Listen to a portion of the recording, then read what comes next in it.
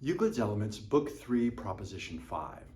If two circles cut one another, they will not have the same center. So let's have two circles. We'll have circle ABC.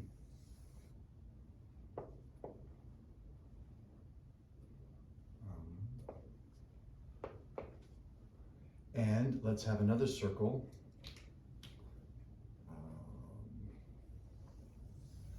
And we'll call this DFG.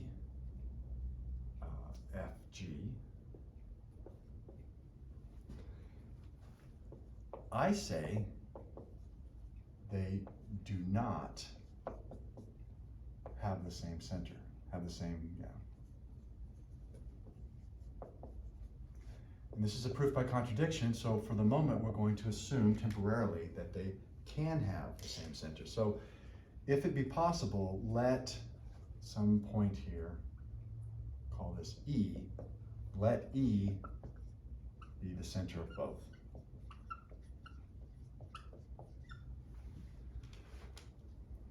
So let's connect some lines. So let's connect EB, and let's draw this out at random through G, and we'll call this point C, just to make it nice and clean here.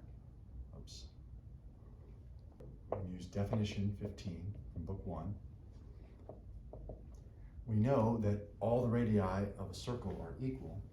So if we look at this small circle, ABC, we can see that EB and EC are both radii of the same circle.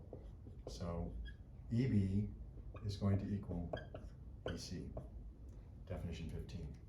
Likewise, when we look at this larger circle, we see that in the larger circle, EB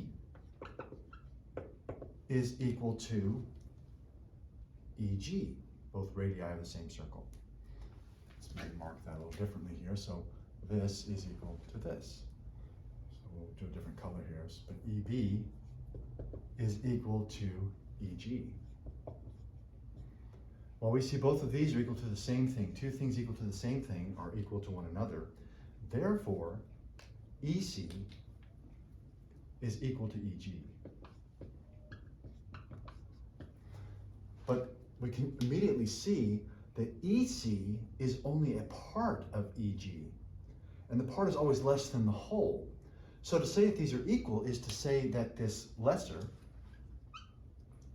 is equal to the greater, which of course is a contradiction to common notion 5. The whole is always greater than the part. So the part, the lesser, can never be equal to the whole, the greater. So we have to reject this as absurd, and therefore we have to reject the assumption that led to it, and that is that there could be a common center for both circles. Therefore, there cannot be a common center. Therefore, they do not have the same center, which is what we were supposed to prove. So we conclude QED.